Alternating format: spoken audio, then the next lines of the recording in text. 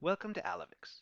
This tutorial shows how to accomplish a very common task with production systems, logging in via Citrix Gateway.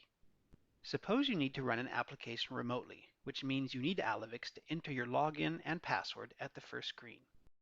In this tutorial, we'll show you how to do that securely on a Windows server using Citrix Gateway. This means you'll need to enter your credentials into Citrix's login and password fields. Since Alyvix files are stored in clear text, directly entering any credentials will leave them open to attack. You can use the Alyvix cipher command together with your credentials and a private key to generate encrypted keys that are safe to use in the test case. When Alyvix executes the test case, it will decipher any keys and safely enter the decrypted credentials into the text fields. You only need to ensure that your private key is kept away from others. Before we begin, let's start up Citrix Gateway in a browser like Chrome so that we can use it immediately in Alyvix Editor. You'll have to find the correct path. Type in the URL for the Citrix Gateway and add the options Incognito and Start Maximized so it will be a clean first page at full screen size. Once it's loaded, minimize Chrome to go back to the command prompt. So let's start with our Citrix test case by running Alyvix Editor. We'll need to capture the screen with Chrome showing the login web page, so add a few seconds and press the Add button. Use the left mouse button to select the anchor, then right-click to select the username field, the password field, and the logon button. Finally, press Escape. We need to launch Citrix immediately on startup, so go to the root node and then the path field at the bottom of the designer panel. Either click on Select and use Explore to choose Chrome, or just directly type in the full path. This way, when our test case starts in either Editor or Robot, Chrome will also be started.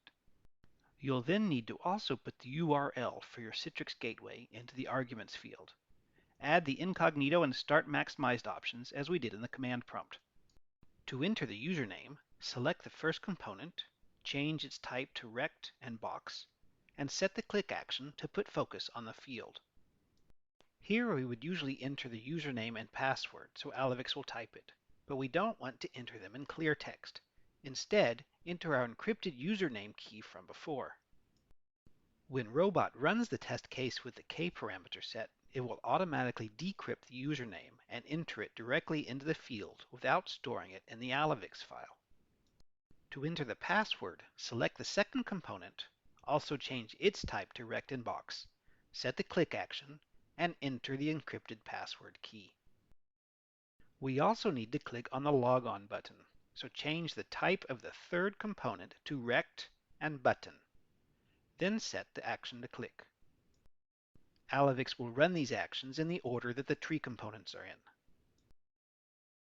Now we can give it a name like Start Citrix, make it a scripting node, and run the script to check that it works.